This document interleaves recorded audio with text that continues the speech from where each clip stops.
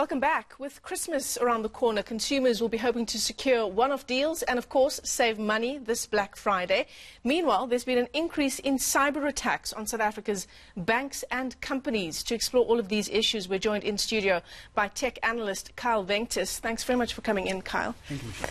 So, it's hard to believe 4 weeks to go until Christmas, and, of course, Black Friday is just in time to do all of those Christmas shopping. In terms of tech deals, is this a good thing to wait for Black Friday and to wait for those deals? Well, look, South Africans have become so accustomed to Black Friday deals, and obviously retailers have now cottoned onto this, and we are seeing massive discounts on TVs, PlayStations, Xboxes.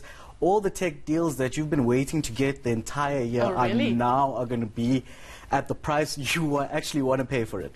And, you're saying massive deals and massive discounts, but, in my experience, our Black Fridays are actually not as good as perhaps, let's say, in the US. Yes. We're seeing 30% off and that kind of thing. Do you expect in the tech industry that is different? Well, look, I think it's really dependent on where you are looking. There's a lot of websites. When you're looking at Takealot, for example, you are seeing up to 70% off on some of the tech items that you've been looking at.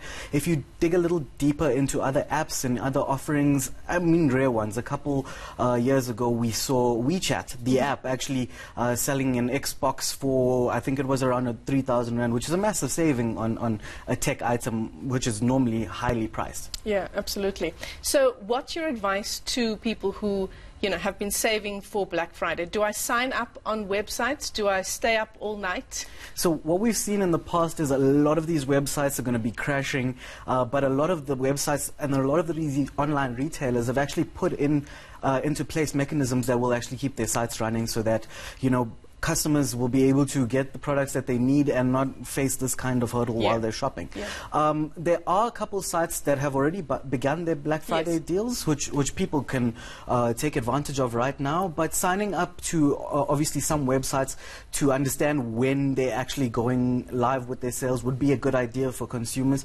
And I guess on Black Friday we'll have to wait and see whether these companies have actually kept their word in keeping up their websites. I just want to ask you one other question, because I see that one of the other trends is, some stores will open at midnight, others may open at 7 o'clock in the morning on Black Friday, and people will queue outside of those stores to get in.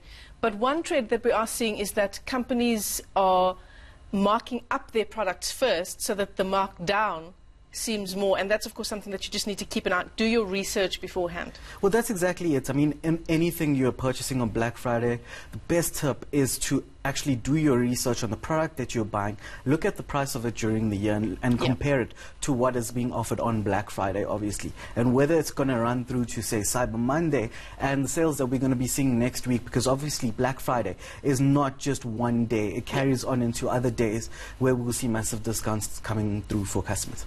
Yeah, so that's a few days away. I'm sure we're going to see South Africans get in there early. But while we've got you in studio, we've seen, haven't we, over the past few months, some big attacks on big corporates as well. The latest now, Cool Ideas. I've got the research page up here. It's a denial or distributed denial of service attack on Cool.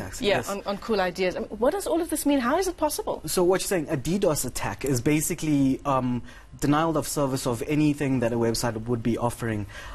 What we've noticed is that cyber criminals are actually attacking us every day throughout the year.